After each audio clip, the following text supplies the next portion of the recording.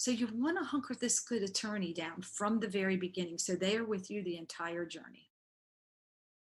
Anastasia, go right ahead. Did you have something you were going to say there? You unmute yourself if you like. Oh, I was mute.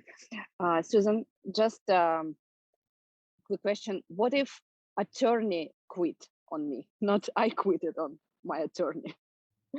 Did your Oh, attorney quit? Did your attorney withdraw from the case? Yes, yes. And What was the reason, if you don't mind me? suggested another attorney, so I'm now working with a new one. The reason was he felt that he is losing the case and his tactics is not working with the judge. There were two judges in my case. One was domestic violence, the other was just a normal divorce judge. So the divorce judge was favoring my husband's side. That's what my attorney felt. And my new attorney now is very amicable, kind of tries to do amicable tactic, and basically I don't think it works for me because it is a high conflict. If I would be doing amicably, it's like my husband would be happy only if I have nothing. wow. That's the only amicable he would accept. Yeah, so. Well, that's a good question. And I think you're a perfect example of what I've just talked about. And that is finding the right attorney from the very beginning and being very clear about what is happening with your divorce and what you think will happen based on the personality that you know of your spouse or soon to be ex-spouse. Because if you don't, they get in, like you said, he feels like this is not something he can handle. And I can tell you, when I was in a custody battle in my divorce, and this is well after my divorce was over, and I reached out to attorneys, there was one attorney who said to me, "Whoa, I can't even touch something like this. It's really out of my wheelhouse." And I was with a friend of mine at the time, and my friend's like, "How dare they say that to you?"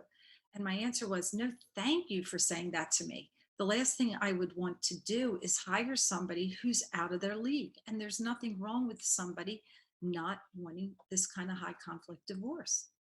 And the only thing that happens is if they take your case is exactly what's happened to you, Anastasia.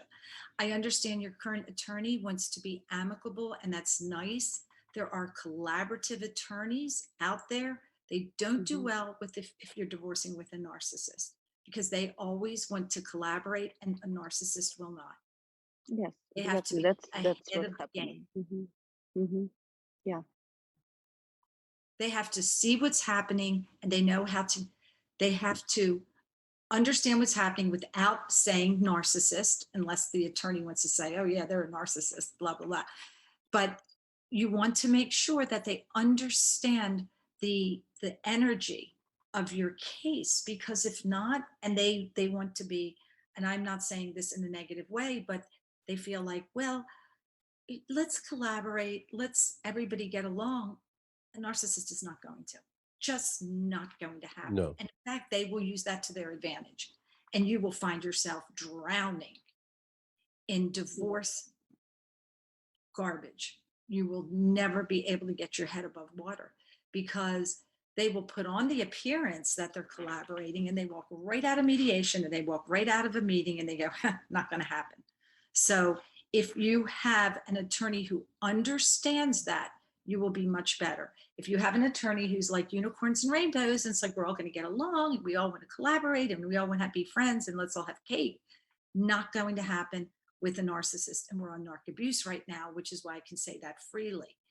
Not being on narc abuse, I would just say, if you have somebody who's really creating a lot of conflict, they more than likely have some kind of borderline thing going on.